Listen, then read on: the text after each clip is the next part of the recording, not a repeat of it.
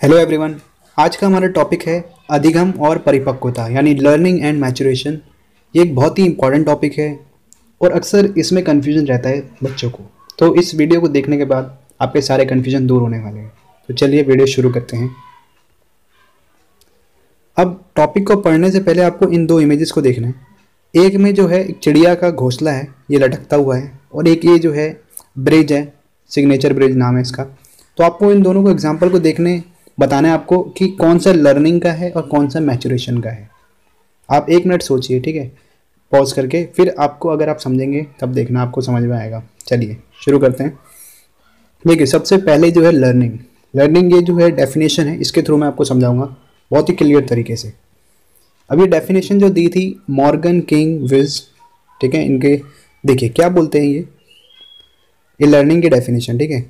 अभ्यास या अनुभूति के परिणाम स्वरूप व्यवहार में होने वाले अपेक्षाकृत स्थायी परिवर्तन को सीखना कहा जाता है। यानी learning is the relatively permanent change in the behaviour that occur as a result of practice and experience. यानी 3 चीज़ें आपको ध्यान रखनी है लर्निंग के अंदर आने के लिए। क्या? देखिए 3 चीज़ें आपको ध्यान से समझना है। एक तो अभ्यास या अनुभूति, यानी एक तो क्या होना चाहिए, प्रैक्टिस एंड एक्सपीरियंस।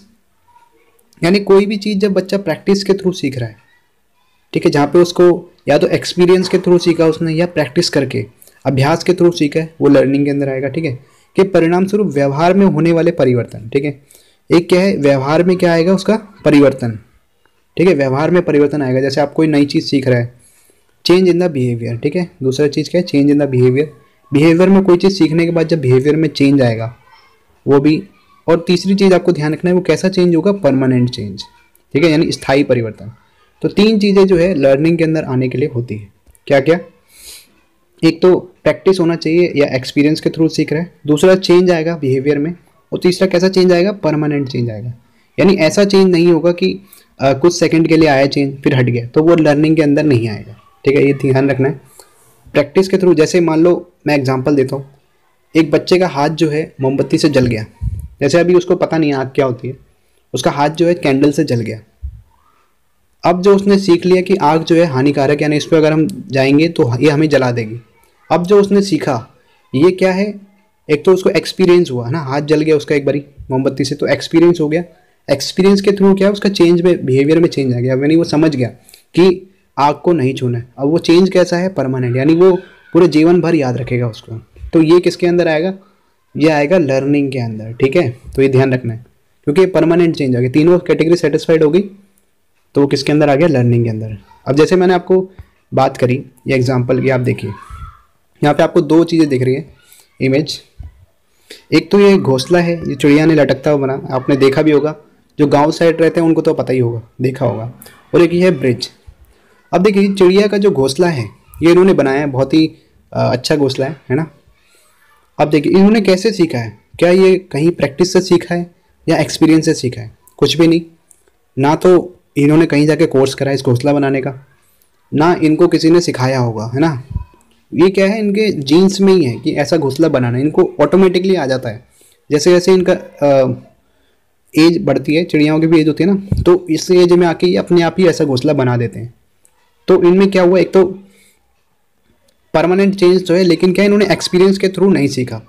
तो ये किसके अंदर, ये लर्निंग के अंदर जो है नहीं आएगा, ये किसके अंदर आएगा, मैच्योरिटी के अंदर। क्योंकि ये जो है जैसे इनके जीन्स में जो चीज़ इंसान के ब्लड में ही होती है, जीन्स में होती है, वो जो आएगी किसके अंदर आएगी, मैच्योरेशन के अंदर। अब लेकिन देखिए ये वाला एग्जांपल जो ब्रिज है, सिग्नेचर ब्रिज, इसमें क्या है, अब इसमें जो इंजीनियर्स होंगे, अब इन इंजीनियर्स ने जो बनाया है वो कैसे बनाया होगा, पहले इंजीनियर का कोर्स करा होगा ना, यानी प्रैक्टिस के थ्रू वो सीखे हैं, फिर उनके व्यवहार में चेंज आया होगा। अब जैसे कोई डॉक्टर है, डॉक्टर कोर्स करने में उसका व्यवहार वैसा हो जाता है, ऐसे इंजीनियर का व्यवहार भी ऐसा हो जाता है, टीचर का व्यवहार अलग होता है, ठीक है। और कैसा चेंज है, परमानेंट चेंज, यानी एक बार बना दिया इसका मतलब ये नहीं है कि वो दोबारा नहीं बना पाएगा, वो दोबारा भी बना सकता है, परमानेंट चेंज। यानी तीनों कैटेगरी सेटिस्फाइड होगी, तो वो किसके अंदर आया, लर्निंग के अंदर, ठीक है।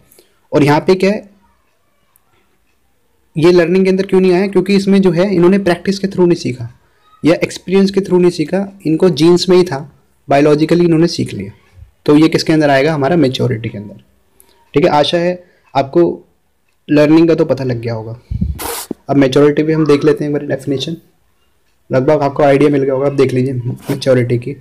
ये जो डेफिनेशन दी है, वुल्फ एंड वुल्फ नाम है उनका, क्या कहते हैं? डेफिनेशन तो बहुत सारी है, मेरे को जो बेस्ट लगी वो मैंने आपके लिए लिखी है।